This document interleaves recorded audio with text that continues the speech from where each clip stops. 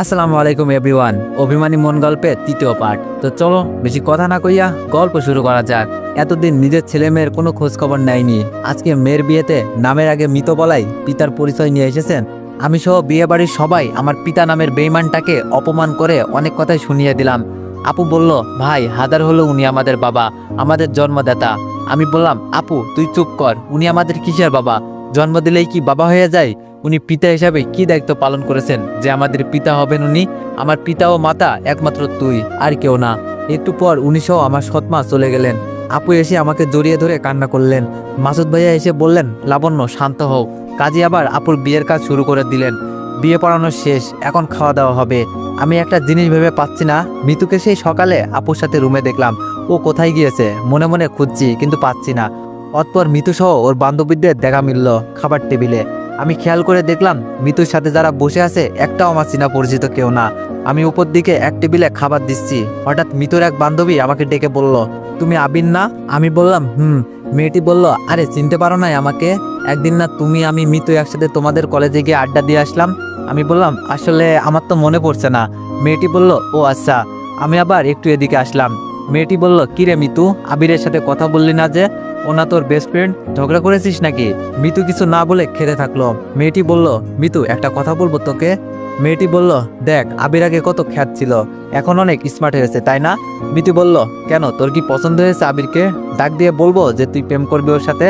মেয়েটি বলল, আরে না, এগুলো কি বলিস? মিতু বলল, তাহলে চুপ করে খা। খাওয়া দাওয়া শেষ করে আপু এখন মাসুদ ভাইয়াকে বাসায় নিয়ে যাওয়ার পালা। আমি শুধু ভাবছি আমি এখন বাসায় গিয়ে কি করব, কার সাথে গল্প করব, একা একা কিভাবে থাকবো? আমায় কে রান্না করে খাওয়াবে? কিছু না হতেই কে এসে ভাই ভাই করে ডাকবে? আপু অনেক কান্না করলেন, কিন্তু আমি চাইলেও আপুর মতো করে চিৎকার করে কাঁদতে পারলাম না। শুধু দু চোখ বেয়ে জল বেয়ে পড়লো। আমি আপুকে বিদায় দিলাম। একে একে সবাই হোটেল থেকে বিদায় নিল। আমিও বের হয়ে আসছি আর ভাবছি, আপু যখন মেয়ে হয়ে জন্ম নিয়েছে তখন তাকে পরের ঘরে একদিন না একদিন যেতেই হবে। কিন্তু আজ আমার মনে হচ্ছে আমি যেন আজ সত্যি এতিম হয়ে গেলাম। বাসায় এসে বসতে আপু ওর বাটন ফোনে ফোন দিলাম। অনেকক্ষণ আপুর সাথে কথা হলো। ও অনেক কান্না করলো। আমি কি বলে সান্ত্বনা দিব তার ভাষা খুঁজে পেলাম না। 2 দিন পর ওয়ার্কশপে সেলাই মেশিন কাজ করার সবাই আমাদের বাসায় আসলো। তারা বলল, বাবা 3 দিন হলো আমরা সবাই কাজ করতে এসে প্রতিদিন ঘুরে যাচ্ছি, তোমরা কি আর আমাদের দিয়ে কাজ করাবে না? আমরা কি ঠিকমতো কাজ করি না, নাকি আমাদের কাজে তোমাদের পোষাচ্ছে না? আমি বললাম, আসলে তা নয়, আমার আপুর বিয়ে হলো তো তাই আর কি। তারা বলল, ও আচ্ছা, লাবণ্য মামুনির বিয়ে হয়ে গেল, তা বাবা জামাই কি করে? আমি বললাম, দুলাভাই পুলিশ অফিসার। তারা বলল, ও লাবণ্য মামুনি ভালোই ভাগ্যবতী, তাহলে এমন একটা বর পেল। আমি বললাম, আপনারা বসুন একটু। আমি ওনাদেরকে একসাথে অগ্রিম বেতন দিয়ে দিলাম। ওনারা টাকা পেয়ে এতটা খুশি হবে আমি ভাবিনি। কেউ কেউ তো বলল, বাবা এতদিন যে আমরা গার্মেন্টসে নিজেদের হাড় ভাঙা পরিশ্রম করলাম, কোনো সময় ঠিকমতো টাকা পাইনি, আর তুমি আমাদের অগ্রিম বেতন দিয়ে দিলে আমরাও আমাদের সর্বোচ্চ দিয়ে কাজ করব, কথা দিলাম। আমি বললাম, আচ্ছা তাহলে কাল হতেই আপনারা আবার নিয়মিত কাজে আসা শুরু করুন। ওনারা সবাই চলে গেল। আমি জানি তারা এসেছিল, তারা সবাই গরিব। 1 মাস পর তো ওনাদের বেতন দিতেই হতো, এখনই টাকা আছে তো দিতে সমস্যা কোথায়? তাই দিয়ে দিলাম, এতে ওনারা কাজ করতে ভালো উৎসাহ হবেন। ভেবেছিলাম নিজের ভাগ্যটা নিজেই লিখব, কিন্তু আপু এসে সাময়িকের জন্য আমার সাথে যোগ দিয়ে আমার সঠিক ও ভালো একটা পথ দেখিয়ে দিয়ে চলে গেল। যাক, নিজের ভাগ্য নিজেরই লিখতে হয় তা বুঝতে পারলাম। পরের দিন আমি সব কাজের দেখাশোনা করছি। আপু ফোন দিয়ে বলল, ভাই আজ 7 দিন হলো তোর সাথে দেখা হয়নি, আয় না আজকে আমাদের বাসায়, অনেক কাজ না হলে আমি যেতাম ভাই। আমি বললাম, আচ্ছা আমি তাহলে বিকালে যাব। আমার যাওয়ার কথা শুনে আপু অনেক খুশি হলো। বিকালে আপুর বাসায় চলে গেলাম। আপুর রুমে যেতেই দেখলাম মিতু আর আপু বসে টিভি দেখছে। আমাকে দেখে মিতু তাড়াহুড়ো করে চলে গেল। মিতুকে চলে যাওয়া দেখে আমি বললাম, রাগলে অনেক সুন্দর লাগে। ও দাঁড়িয়ে গিয়ে কিছু বলতে যাবে কি, আমি আপুর হাতে মিষ্টি দিয়ে বললাম, আপু নে এগুলো রাখ। আপু বলল, ভাই বস তুই। একটু পরেই আপু আমাকে খাবারের টেবিলে নিয়ে গেল। আমি টেবিলে গিয়ে তাকিয়ে ভাবছি, এই বাড়িতে শুধু 2টা কাজের মানুষ, মাসুদ ভাইয়া, মিতু, আপু আর ওনার বৃদ্ধ বাবা আছেন। তাহলে টেবিলে এত রকমের খাবার কেন?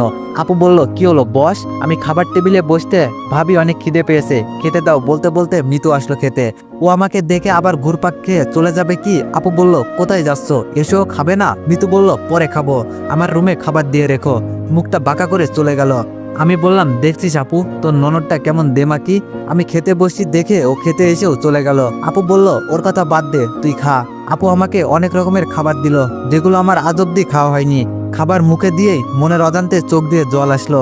আপুকে লুকিয়ে চোখের জল মুছিয়ে বললাম, আপু রান্না অনেক স্বাদ হয়েছে। আপু বলল, তাই ভাই, খা তুই যত ইচ্ছে। খাওয়া দাওয়া শেষে ভাবছি আসলে আমার আপু অনেক ভাগ্যবতী, তাই হয়তো এমন একটা বাড়ির বউ হতে পেরেছে। খাওয়া দাওয়া শেষে আপুর রুমে গিয়ে টিভি দেখছি। একটু পর আপু আসলো, টিভির রিমোটটা নিয়ে সিরিয়াল দিল।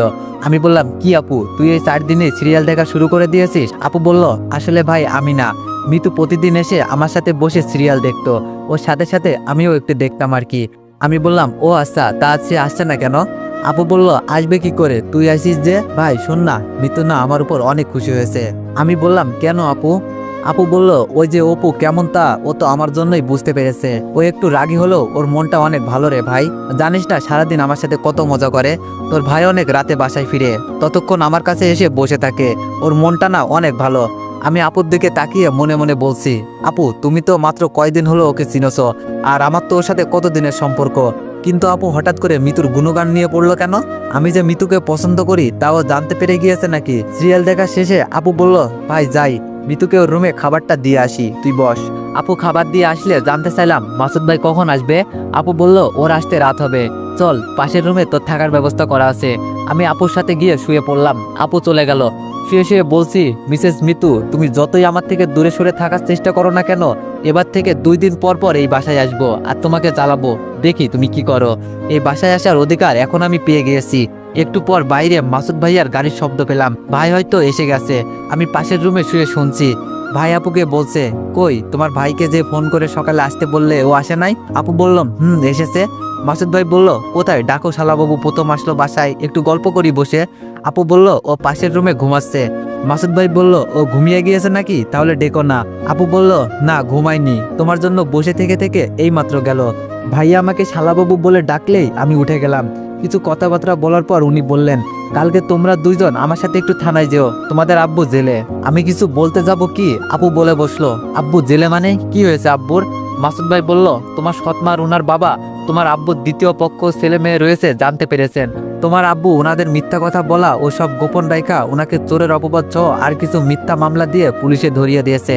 আপু মাসুদ ভাইকে বলল, তুমি আমার আব্বুকে জেলে দিতে পারলে? মাসুদ ভাই বলল, আমার হাত আইনে বাঁধা। আমি বুঝলাম না আপু এত অস্থির ও কান্না করছে কেন। ওনাকে জেলে দিয়েছে তো কি হয়েছে, উনি তো আমাদের কাছে মৃত, ওনার যেমন কর্ম তেমনই ফল পেয়েছে। আপুর কান্নাটা বেড়েই গেল। মাসুদ ভাইয়া ও আমি আপুকে সান্ত্বনা দিয়ে রুমে চলে আসলাম।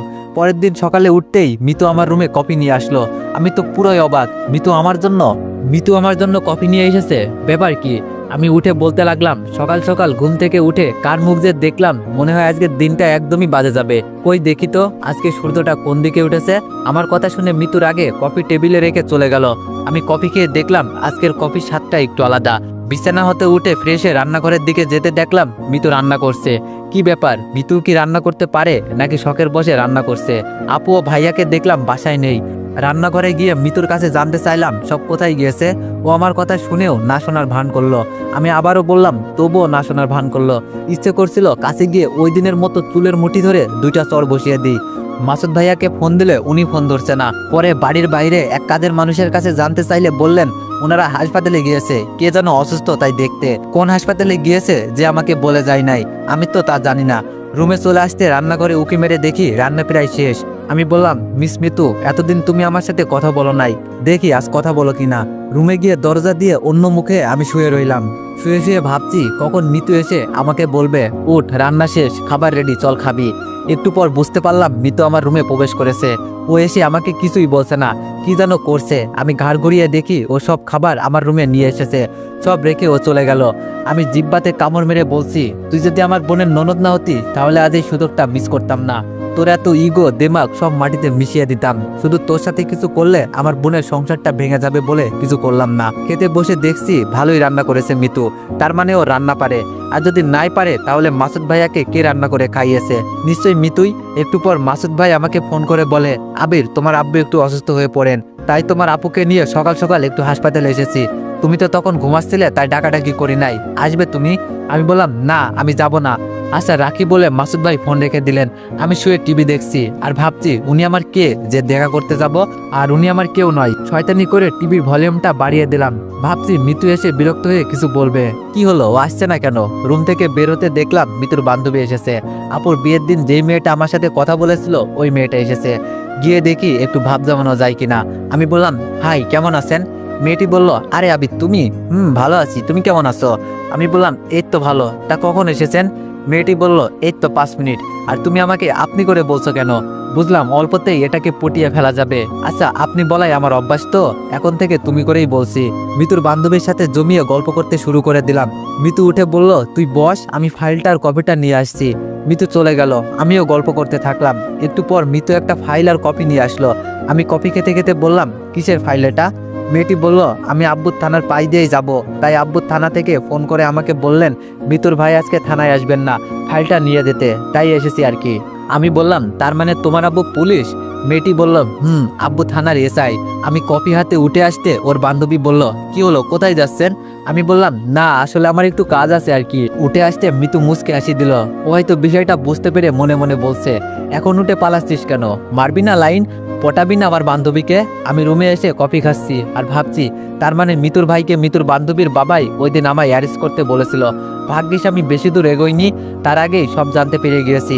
একটু পর আপু আসলো। আপুর মনটা খারাপ, তাই অন্য কিছু না বলেই বললাম আপু আমি বাসায় চলে যাব। আপু কিছু বলার আগেই মিতুর বান্ধবী বলল চলুন আমি আপনাকে আমার গাড়িতে ড্রপ করে দিয়ে আসি। যেই ভয়ে চলে যেতে চাচ্ছি সেই ভয়টাই আবার আমার সাথে যাবে বলছে। আপু বলল আজকে রাতটা থেকে যা, কাল সকালে যাস, তোর ভাই বিকালে একটু ঘুরতে নিয়ে যাবে। আমি ওকে বলে রুমে চলে গেলাম। বিকালে ভাইয়া আপু মিলে অনেক ঘোরাঘুরি করলাম। মাসুদ ভাইয়া বেশ কিছু আমাকে শপিং করে দিলেন। উনি বললেন তোমরা বাসায় যাও, আমার একটু থানায় কাজ আছে। আমি আর আপু চলে আসলাম। কিছুক্ষণ পর আপু এসে আমাকে খাবার জন্য ডেকে নিয়ে গেল। আমাকে খেতে দিয়ে বলল ভাই তুই খা, আমি মিতুকে ডাকি ও খেয়েছে কিনা। আপু চলে গেল। একটু পর আপু এসে বলল ভাই মাথা মনে হয় 100 ডিগ্রি গরম, চোখে জল আর রাগে কটমট করছে মহারানীর। আমি বললাম কেন আপু, কি হয়েছে? আপু বলল ওই যে আমি তুই আর তোর ভাই ঘুরতে গেলাম, মিতুকে নিয়ে বলি নাই, ওর সাথে নিয়ে যাই নাই, তাই মনে হয়। আমার খাওয়া প্রায় শেষের দিকে, দেখলাম মিতু এসে খেতে বসলো। আপু কিছু দিতে গেলে বলে উঠলো আমার হাত আছে, আমি নিয়ে খেতে পারি। আপু আমার দিকে তাকিয়ে মুচকে হাসি দিল। আমিও বুঝলাম মিতুর মটকাটা আজ বেশ গরম, ওকে কিছু বলা যাবে না। খাওয়া দাওয়া শেষ, আপুর সাথে বসে টিভি দেখছি আর গল্প করছি।